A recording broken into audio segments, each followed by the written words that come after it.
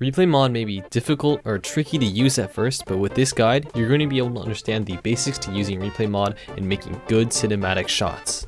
So assuming that your Minecraft is already working and you've already got replay mod installed, this is where we're going from. So you should be able to go into your mods folder and see that you have, where is it, replay mod installed. But pretty much you should be able to see that right now you have the replay mod. We'll save the replay file. This should appear in the top right hand corner. This shows you the files that have been saved. So if you accidentally have a file that you don't want, you can delete it. But however, once you click this X button, you will not be able to find the file again. You have to make sure that the record button in the top right hand corner is on. This is how you can tell that your replay mod is working. So click the X button, that's how you know. It works the same for multiplayer servers. As long as you click that, it'll start recording replay mod. So as you saw before, there is a big red button. Big red recording sign in your left hand corner that shows you that replay mod is in fact recording. You can see that's running right now, and you can see that it'll be recording everything within a view distance of my Minecraft world. You can see everything up until what I can see at this current time. And I'm just going to be showing you the basics of it, how you can use it to get some good cinematic shots, and just other general things that might be useful to know about replay mod. And I'm going to go ahead and set up a little scene of myself walking through this area. Alright, so now that I've recorded my entire replay mod, you didn't get to see it all, but click the done button once you're done. You can rename it as well. I'm going to rename this to replay mod test. Now that you've gone ahead and you've saved your file, whatever name you want it to be, you can go ahead and go to your replay viewer. For now, we're just going to use the replay mod test.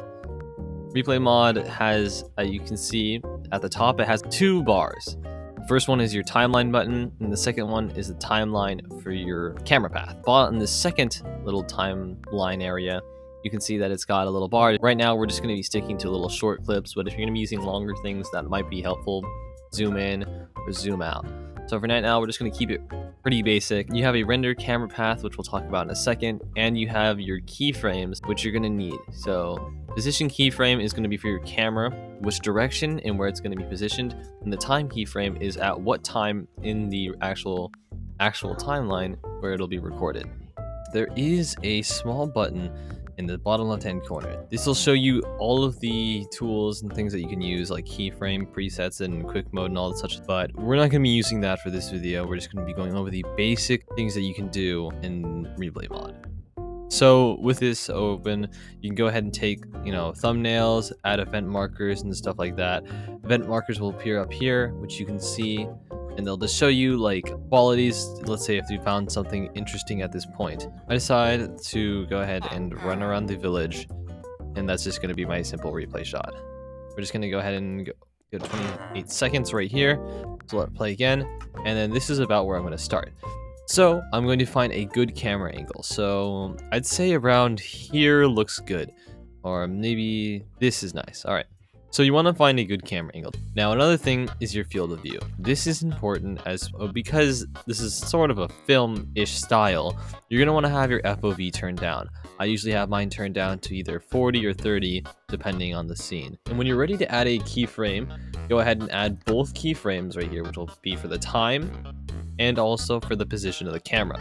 Go ahead and let it unpause and let it play out. Then I'm going to add another keyframe right here. To be able to render a camera path, you have to have at least 2 keyframes of each.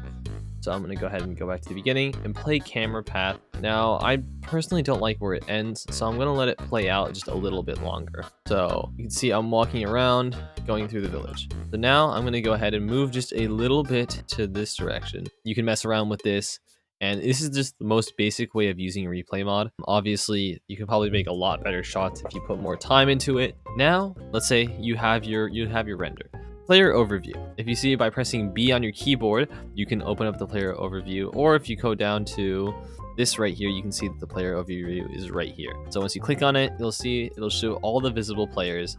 You can spectate the player by clicking here, as seen, or you can go ahead and toggle them to be visible or invisible. Now that I have my keyframes positioned and I have all that set up, you're going to go ahead and press the render path. Only press this once you've actually gone through the camera path to see that it looks good. And the way replay mod works is that it renders a path and it renders it based off of your current settings. So if your FOV is set to 40, as it currently is, it will set it to 40 when it's rendering the path. Any resource packs you might have downloaded will also be put on. So for this, we're going to go ahead and put on some shaders so that it actually looks a little bit nicer. So now that we have our shaders in, you can see it looks pretty good. I'm not going to look at my player because it is a little bit buggy for me, but yeah.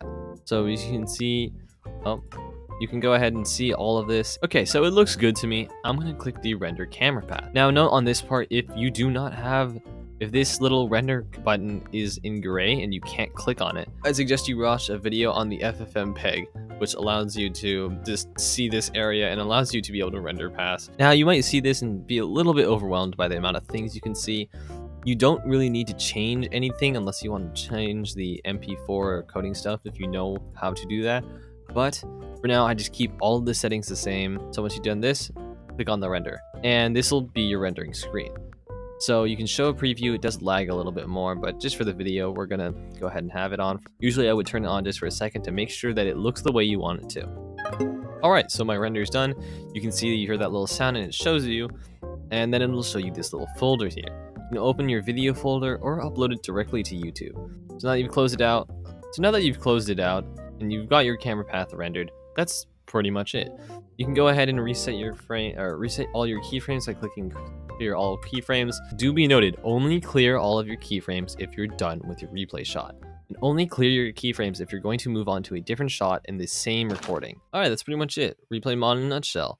It's not too difficult to understand, and once you really get going, it becomes a lot of fun to start making your own replay shots and making your own cinematic moments. If you enjoyed this, maybe subscribe, please. I might enjoy it. Anyways, see you later.